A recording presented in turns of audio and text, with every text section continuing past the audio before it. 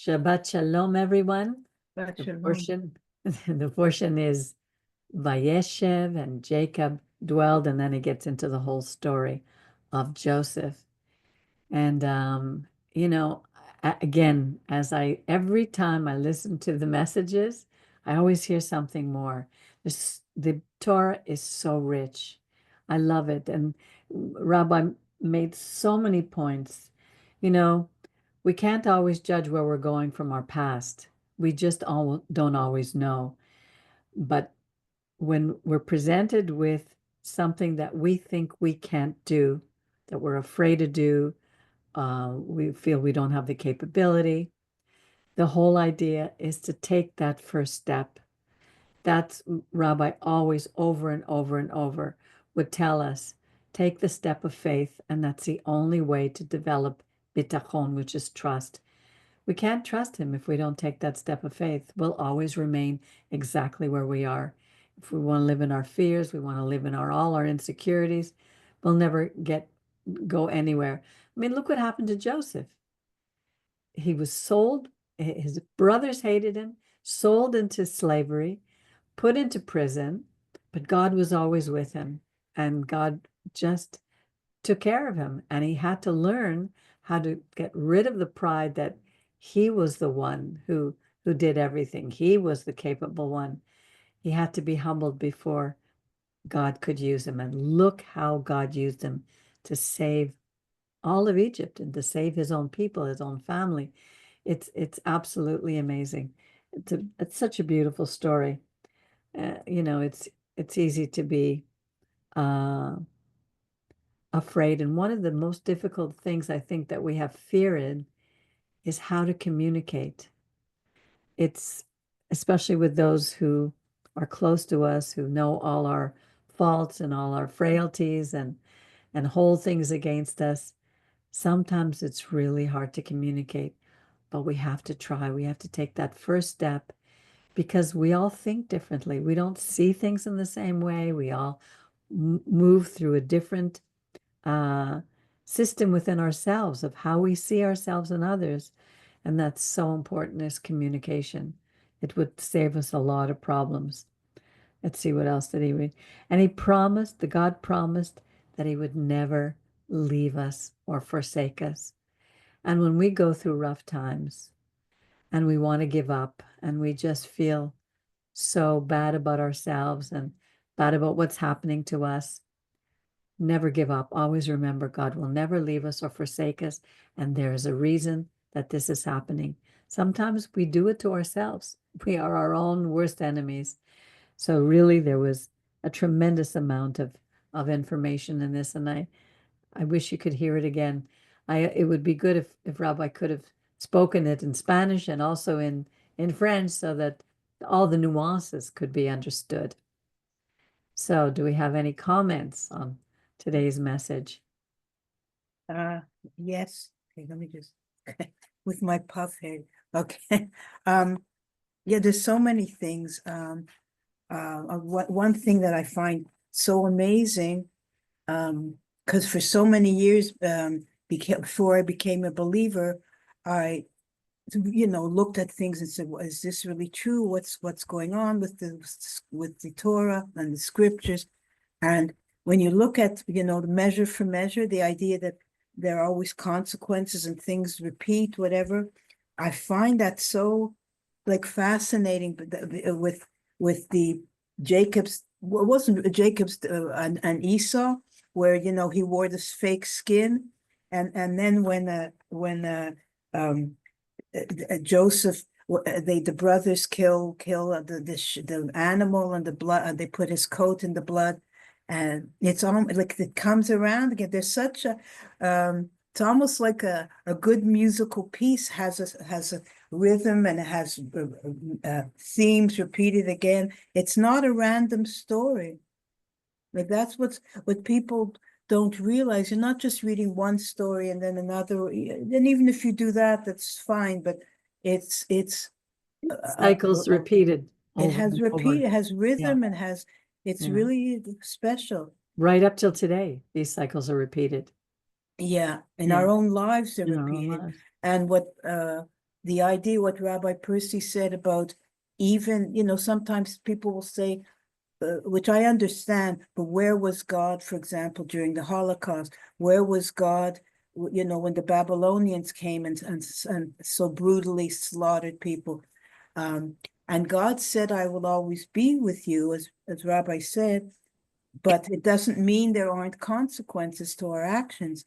And that's what sometimes, like in our own lives, like, where is God? When horrible things happen to us, or when I see a person losing a child, their child, a baby, the first impulse is, what's going on? Why did that happen? Where was God? These are people who love God. Like, what's going on? And that's very hard in our lives to like try and tell a person who's just suffered something that, well, God is with you. My impulse also would be, don't talk about that now. You'll have to work out your own anger and but God is always with us, but doesn't mean that there aren't consequences, not We only may, to and our we own may be, actions, but we to may be, others. but we may be suffering the consequences of 3 generations But back. that's what I'm just saying. It's not only when somebody loses a child, like it's the whole world is suffering the consequences of the ungodliness, the lack of God in the world. Like you can look at wars, the horrible things happening in the world right now. This is a consequence going as far back as Adam and Eve. Right. Yeah, exactly. Mauricio, do you have something you want to add? I know you always have something. Yeah. Okay. Um, well, uh, I think that something that really takes my attention in the message is that at the very same time as Joseph was you- going through a process, okay, to grow, at the very same time, we can see how Judah had his own process. Both were at the same time. Um, the point is that we lost in the consciousness of time during the reading, because if we read chapter 38, it's just one chapter and you can read very quickly, and then you came to your mind that is a thing of some months, but honestly is a long period of time. Okay, Judah was married. Okay, then her spouse died.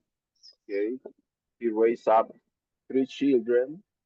One of them uh, married with Tamar.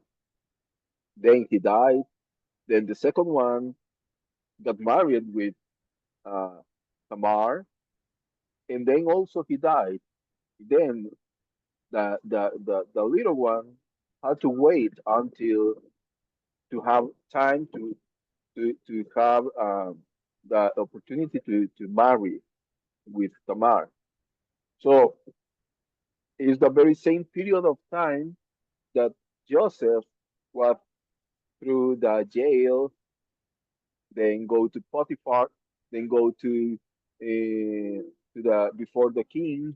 So both stories were at the very same time in were not 1 year, was 17 years, more or less, okay, of process.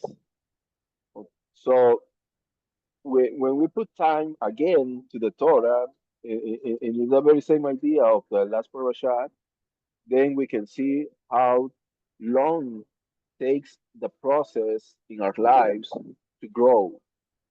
Okay, so you know, when I used to be Christian, I remember that usually in Christianity you go to a service on Sunday, and then you believe that the that God made changes just through an speech of the pastor or reverend or a priest. And after you hear the message, then you get transformed and it's something that you get out from the church completely being a new person. Right. And that is the big mistake that people used to think because, oh, I can't believe, oh, it just that I felt that God touched my heart in that message.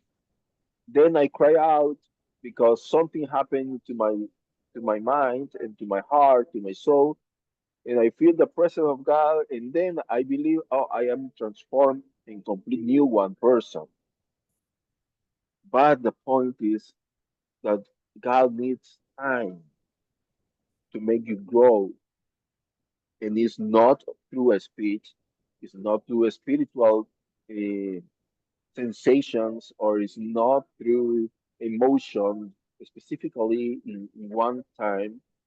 So, yes, there is a seed that is put in you, but to grow needs time. Okay, and during this process, you will have ups and downs.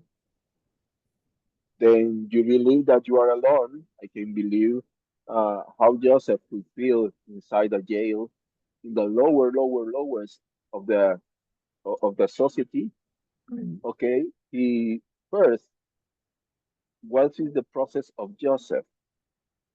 Okay, at the beginning we read in chapter 37 that Joseph was a very proud guy.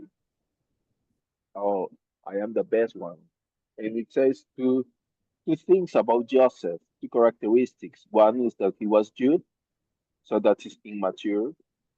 Okay, he couldn't have a sense that how their brothers would feel about him. Right. And second, he liked to shine, putting in bad position his brothers. Okay, that is lashon hara, and that is, for example, when you were at the school, there were always you know how can Tattletale, we, yeah, the one who tattletale. told on the Uh, others. oh, professor, look at him. He is not the one. Just to get points with his professor, or with with his teacher, and so then this kind of person is still, when you are growing at the offices, there are a lot of bosses that says, oh, this is my person of confidence in the company because he always informs me. No, do not trust on that. Okay, he wants to shine, making the rest not Look bad. shine. But the Look amazing bad. thing is, how did Jacob, his father, who was not young, who knew what happened with his brother, how did he sent him off to the field to get his to tell spy on him, putting on the coat? Yeah, that is something that are the mysterious way of the creator. Yeah, But the point is that that is incredible how the leadership of Reuben also was shown there, because he's the one who saved really Joseph, right. and Judah was the one who sold him.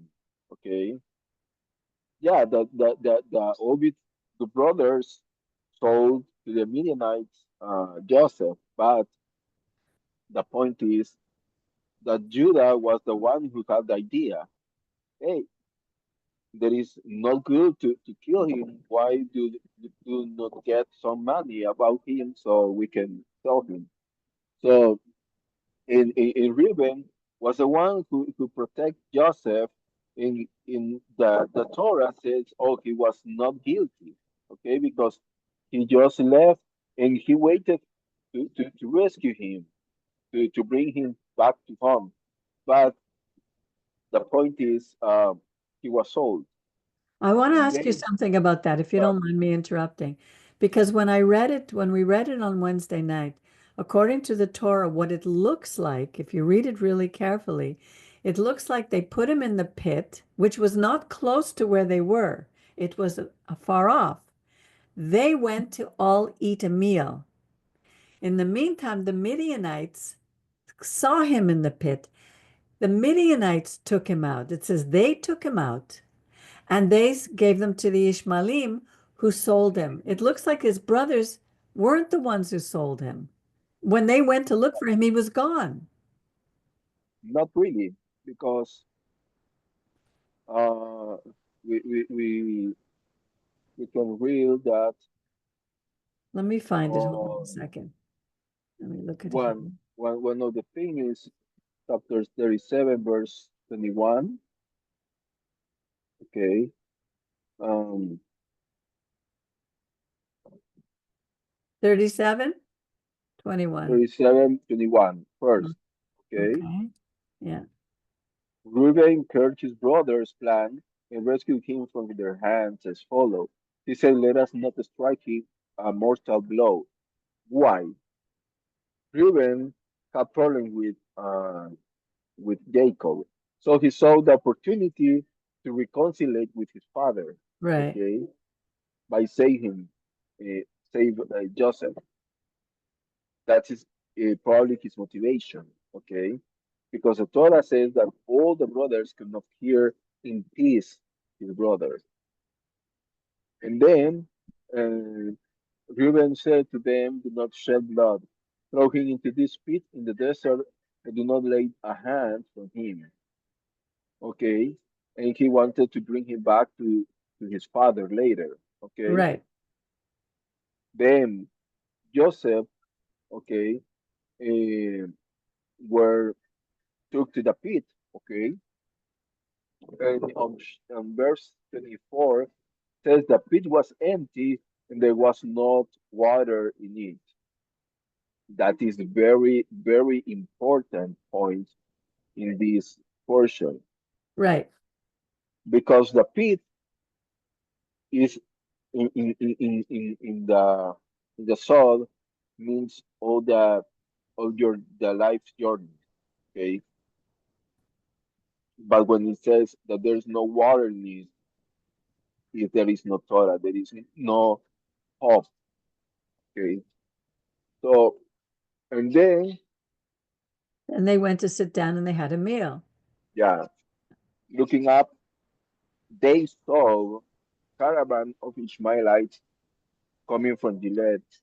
Their camels being gone bound in Ladadun to be taken to Egypt. Then Judah said to his brother, what do we gain by killing our brother and covering up his blood? Come, let us sell him to the Ishmaelites, but let us not do away with him ourselves. After all, he is a brother, our own flesh. His brother agreed. And then came it says, according to what I understand, they sold to the Ishmaelites. Then the Ishmaelites sold him to the Midianites. Okay? Yeah, but they're talking about it. They're still eating dinner. They're still having their meal. And they're discussing about selling it to the Ishmaelites.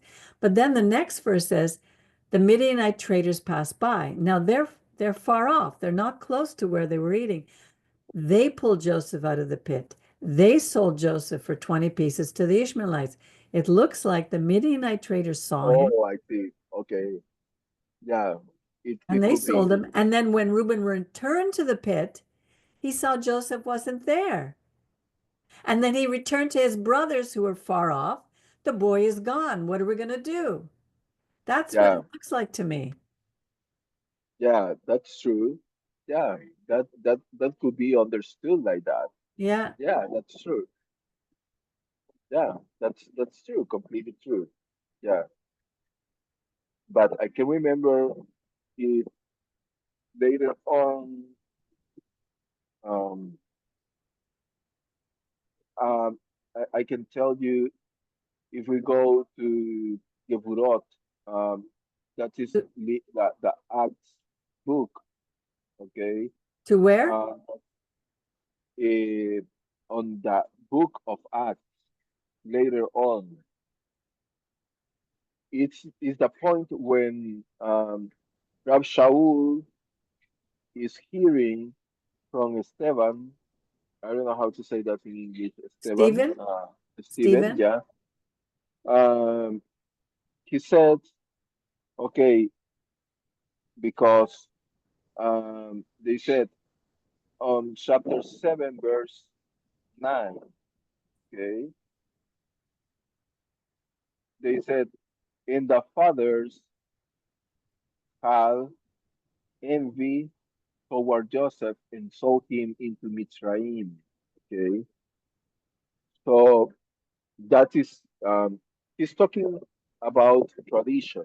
Okay, so Right. there is so that is something that yes, it could be understood like you say, and also it could be understood like the ones who really sold him was were the Because the brothers. that was their intention. It's a little bit like Yeah, when Abraham is told at the Brit HaBetarim, the covenant of the parts, that and there if would I be can remember, sorry, I think that Joseph said, "You sold me" right, later on. right, So, um, so there is two different confirmations about the transaction. Okay, okay, so the point is that yes, I don't know how much they sold Joseph to the Midianites, but we know that the value of the transaction from Midianites to Ishmaelites. Okay, and we don't know exactly how much they sold to Potiphar. Okay, right, but the point is that this kid was immature. He felt I am the best one of the world, and right. I am the last coke in the desert. Okay, Yeah, so I am the best one, and God had to treat with him to put it to the lowest of the lowest of the lowest right, of the society. He was a slave. He was in prison. right. Okay, he was forgotten by his father and the family, and he was sold. I don't know how a person could feel in his mind treated like that, but for sure that a person who had a lot of proud to Right. be treated like that is to make you humble. Really, Yeah, is to change his mind, is to make him mature, to make right, him grow. And right, then we have the other problem with Judah. Judah felt honestly, to according to what we are reading, the portion is that he had a problems. First, that he didn't want to take the leadership, okay, of the brothers. And second is that he ran away because honestly, when they saw his father, because it says that Jacob fell into a large depression process, right, okay, in a long morning, and so they it's like they start to look to Judah in a different way, okay. So he left his home, okay, and looked for a new life, independent. He what? didn't want to be like by himself, independent. I don't know, Oh, independiente, independent? independent. Yeah. Okay. So I Yeah, don't want to and know married a about my Canaanite family. and And married a married to Canada. Canaanite when he was told not to. Yeah. Right, And honestly, we can see that he didn't want to be part of Israel. Okay. right, So that is the first impression. I want to make my own path. Okay. But the problem is that he felt I am I, I, I am in straight the justice. I am very good person. And he couldn't see his own faults. right, Okay. right, First, it's true. He never recognized, oh, I saw my brother. I felt envy about him. Okay, right, that's the first thing. Then he had sex with a prostitute. Okay, he was not married at the moment, Right. but it's not something good also. And Right. then he wanted to kill uh, Tamar, or at least to make her a sign like a Right. cow, okay? To Oh, to say, brand oh, her. yeah, Ah, that's what it means. so Instead of burning her up in like in it was yeah, branding. to mark, to Oh, brand her. interesting. Yeah. And he went So back on his word to give Sheila to him, yeah, to her. and he didn't want to give Shella because he saw, oh, she is the Black Widow, okay? So Exactly. she will kill my last kid. So Right. he didn't want to give him. And you know, the problem is at that time, the woman was without any hope to survive Right. because at that moment they need to have a spouse just to survive. Is the Right. one who provide food and things like that. Right. So Tamar was trying to survive because this guy who supposedly said, "Oh, I am the best in justice," he's not capable to help me. Okay, Right. But didn't she go? She went back to live with her father. yeah, Yeah. but no. To my understanding, she didn't return to his father. She went to Judah home because they raised up parents and the other kid. I can remember right now. But On but on it I says she went to her father. Yeah, at the beginning. At the beginning, yes, she went to her father because we can read that um I believe it's 38. the verse it's 38. Um Mm.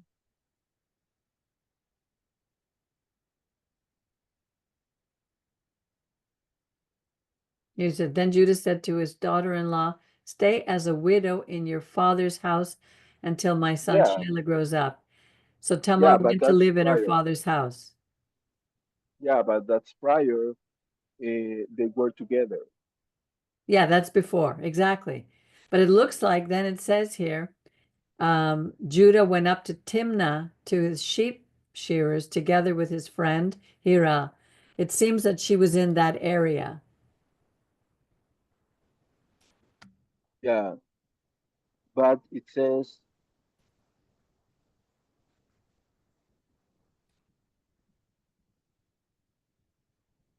but it says in on verse 26, when he recognized that uh,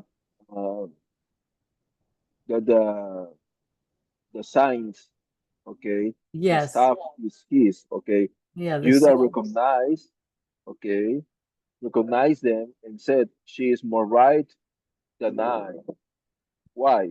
Because she never said in public, "Oh, Judah is the father of these two kids or Right. of this okay pregnancy." She Yeah. never looked to diminish Judah like a bad person. Okay, but Judah made public first eh, to punish her. Okay, Right. so she was a very humble girl.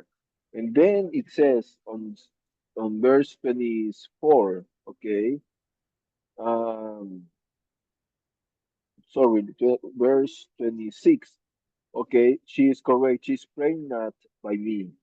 She was justified in contriving to conceive by me, since I did not give her in marriage to my son Selah as I had promised. Right. Okay, Right. and it says, and was not he was never again intimate with her. Right. So that makes me think that he adopt her in order to make grow the two kids. To raise the two Sarah children. to Yeah, raise the children. right. Okay.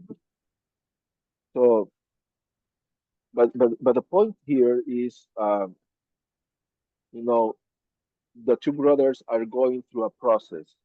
And it's interesting, the Rabbi says, oh, God was treating at the very same time both. Okay. Right. And why? Because from one hand, God needs Judah, the leadership, okay, needs the wisdom of Joseph, okay. In both of them, uh, they need all Israel, okay. They make okay. They are the glue for the brothers, okay. Right. So uh, and so that is something that I wanted to just to comment. Yes. There's so much in this story. Angel, you look like you have something you want to say. Oh yeah, yes. It was a good message. We already talked about this parasha so many times, and we have always a tendency to get lost into the little details about Judah, what Judah did, about Simeon, and about how Joseph, but we keep missing the point. When we already have the vision, we know the end and how it happens. So I need to understand that no matter what anyone wanted to do in that case, God had to save Jacob and Israel, all their children. No, because it was in the future famine, and they could have perished and be gone forever. No more Yeah, Israel, no more descendants. That was exactly. a serious thing. In Yeah. those times in history, people will die because no food, nothing. Right. And that was the main thing. Now, I have 3 points here that I wrote that really, really, uh, you know, they talk about, give an idea about the about, it talks about this parasha, and one is, number one, it's like how that these are points that I wrote that really somehow um, makes me think about it, and trying to resume basically, and to get to understand. And once that we understand, we can stop doing these things, and be more open. And number one is how sometimes we miss to catch or perceive the messages through people that will be delivered to us. A message directly from the Creator for the entire family or community, of God. Now, these people that our Creator choose, not because of the superiority or their likeness or their intelligence, but the ability to receive and believe the message in their hearts, that they have these people, that they have received this message from the Creator, that they have opened their consciousness by accepting by faith, believing without full understanding of when, why, and or how. This is one point. The other point is how the ego and the lack of discernment can destroy or be an obstruction to the Creator's plan and will.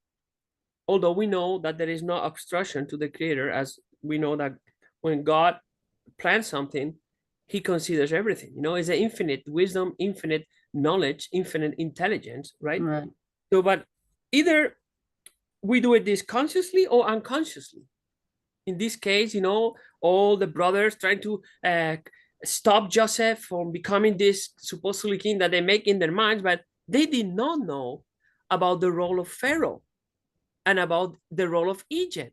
They couldn't understand that because they did not have any clue about it. They couldn't see, they couldn't discern the future, they couldn't have this anointed and by God, with discernment, understanding. Now, and this, okay, which will become to be without a doubt. That means that whatever God has intended to plan, it will become, no matter what. Okay, no matter who doesn't like it, or no matter who wants to stop, and the only thing that they could do is delay it. So now maybe it will become, or a little bit later, or will be happen in the perfect time, but despite resistance or acceptance from us. You understand? Now the third point is that how fast we fall to judge others when they, in their pure intention, trying to give us or reveal what God has or wants for us, even try to prepare us, or for something that is going to be ahead of us. Okay, in this case, to prevent Israel and all the family to perish because of famine. Now we assume that these people believe that they are superior than us, and then we start treating him and as who do you think that you are? You are better than us. You are, we miss the point. If in that point, in that moment when the brothers of Joseph would have focused, it's an interesting thing that I see in this, when the brothers immediately they took it as, especially those that they have, they were the leaders, the ones that they were inherited because they were the oldest ones, right? But Jacob, No, they were mostly you're talking about Reuben and Judah? Reuben, Okay. the one who was, Right. yeah, Right. what were you talking about? You're gonna be better than me? I am the oldest one. I'm Right. supposed to be okay. So, but Jacob, from the moment he hear the message from Joseph, he knew that God has spoken to him, and not only that, he believed in him. Okay, because to the point that he said, well, even I, so he believed that no matter what, at this time, God has spoken that he will do something through his son. Okay? That's what he believed. And he believed in that. Now, he took it in a sense, and he stood, and he left. He knew because of the dreams, because of the two dreams he had. Because of the dreams, they were confirming right. that, remember, that he had experience with God too, and he knows when a dream, right, you feel it, that it's so much true because he Yes. has that discernment in the past. You know what I mean? Right. So right. he knows. It's not Right. something that, I invented it because I want him to be better than the other. No. No, that was not. We start to focusing always in little details, and we miss the entire picture. As a rabbi always said, trying to look at it and analyze it from Right. above, with God's eye, from everything. Consider all the aspects, and all the so now Right. there is a thing that I've sometimes we don't know how to discern things. Okay, we don't know to know if it is really God, Ruach, who talks Right. to us, Right. and nobody kind of give us lessons or teaches about this, because I think that sometimes it's either it happens to you personally or to someone that is close, but sometimes you don't know how to deal with these things, right? So here what I read in the past, like a guidelines for discernment. Okay, how we discern that God Spirit, that God Creator is talking to us sometimes. And it's very simple. It's like I read it, and it's like 7 points. Okay, I would just go fast. Okay, for the number one is that there will always be useful information for everyone. Okay, when God will speak, it will be not only for one individual, it will be for all of them. Okay? Now, it will be useful for the entire community. It will be useful for the entire community, Right. And this is an area of discernment, allowing you to know that you are hearing the truth. Now, the second one is about the message. The message should be uplifting, which means is not one of fear. All right, it's not fear. There's nothing to do with fear, because that is not the how can I say, the staple of God's spirit. Okay, as we know in the scriptures, we always found when someone had an apparition, or someone appeared to one of our forefathers, either an angel, the first thing that they say is, fear not. Mm-hmm. That is one important thing. Okay. The message should be uplifted. Now, the Spirit of God will never, ever give a message to us to give your free will. Like never. Right. Never. Right. Because it's a free will that we have, that God has given us. Right. And the free choice is what drives our future, Right. our decisions. Now, the fourth point is that the God Spirit will never give you a message ever that asks you to violate the integrity of what you believe. The what? Integrity? Of what you believe. Okay. So now you are honored in your thought process. God's Spirit will never trick you. Okay? Mm-hmm. And talk to you into nothing. The message must never violate your integrity. Mm-hmm. And you must feel comfortable with it, and it must ring true in your heart, to your heart. Okay? In your heart. Now, number 5, God's Spirit will never represent a messenger or a message as being of the only source. Okay? The reason for that is that there will be, how can I say? Well, this one is a little bit more, let's say,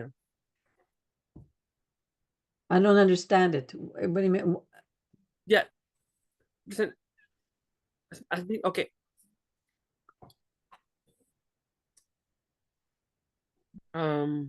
This one is kind of, I trying to. Can you repeat it again? Only one. That God will never represent like a messenger as being the only source, in order that there will be more confirmations. Like for example, if God talked to you about thinking about, oh, maybe I don't think that this is not a good idea to do this for a community, and then Mauricio will come over. You know what? I have a dream that we have something problems with something, and that I will correlate each other. So in order to make the to gather, to make everyone participant in the whole truth. You know what I mean? Yes. Not everybody is okay. That is kind of, I try to. Okay, good. An example about it, but so now also that number 6, it will be that watch for the fact that the information, it's normally new information.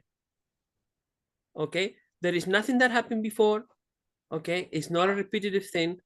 God is sending a message that is not repetitive. You know what I mean? Or has not been, there is other sources. Right. He doesn't change it from God. It's right. not from, because I don't know. Imagine that his brother had other dreams too that were similar, and he just copied it and imagine in his mind. No, it's normally new information. It's like, and now the last no, wait, I want to say it's not new information. It's been done because God uses the same things and he repeats them. Like Sarah had a miracle of her birth, of the birth of the baby. And then all the other women, it's God's miracle that their wombs were open. Is that what you're meaning? That he didn't change the message? No, I'm saying that it's the fact that the information is normally new information. Okay.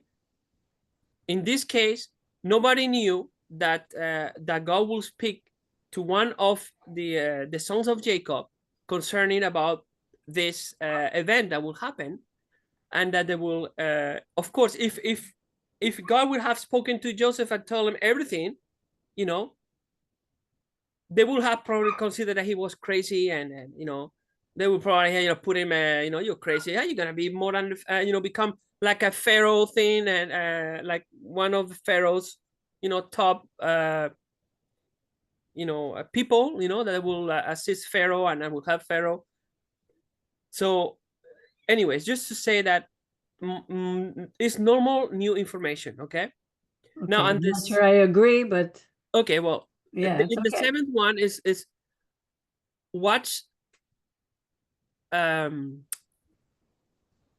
about the fact that usually all the information should have a spiritual solutions presented, which means solutions for life challenges on earth. A clear example is this, is like that in this case, Jacob and the family will all in the future could have confronted a very hard and difficult situation, you know, with the famine. So these are some points that I found, and I read, and I found them very, very helpful for discernment. Of course, there is other points that that that can help to recognize if this is really God speaking to us, or it's just you know, our own sometimes imagination or whatever, you know, anyone. But there is always pure intent, and you know it because there is love in that. There is the end and the purpose of that, as you can see, it's to have a solution that is more for helping the community than to elevate one singular individual. You know what I mean? Even though sometimes those individuals that are chosen, they have to go through a lot of humbleness and a lot of learning process, That's for sure. a lot of acceptance, a lot of work that they have to do in their hearts, a lot of forgiveness that they have to do to others, and a lot of. But when you get to that level, now you are at the same level almost. You're starting to understand the love of God, and then you're starting to see other people, and you have compassion towards them, and you have this Exactly. what God has, which is Exactly. love and compassion, no matter what, no Yeah. matter what you do, no matter who you are. God is love for everyone, Yes. for bad and for good people. It's the same. Yes. Beautiful message, Angel. Yes. We all go through that in our lives. I've been going through it right now because we, you know, we think we have, sometimes we think we have all the answers, and we find out that we have very few. God is the only one with all the answers. So, well, I want to thank everybody for being with us today in our service, and let's prepare ourselves for Hanukkah, a time of rededication, dedicating ourselves to God, knowing that He is the one who's with us, who will never leave us or forsake us, and knowing that we are being prepared to be light to all the nations, a light to each other and light to our families and those around us. So I want to wish everybody a Shabbat Shalom, and thank you, Mauricio. Thank you, Angel. Good, have a wonderful rest of your day. Bye-bye, Miriam. Alvarado's, enjoy your birthday, Alejandro. Alejandro, sí, feliz cumpleaños. Yes, Thank you. Gracias. you're welcome, and we'll see you, God willing, next Shabbat. Yeah. Shabbat Shabbat shalom. Shabbat Shabbat shalom. shalom. Shabbat shalom. Shalom.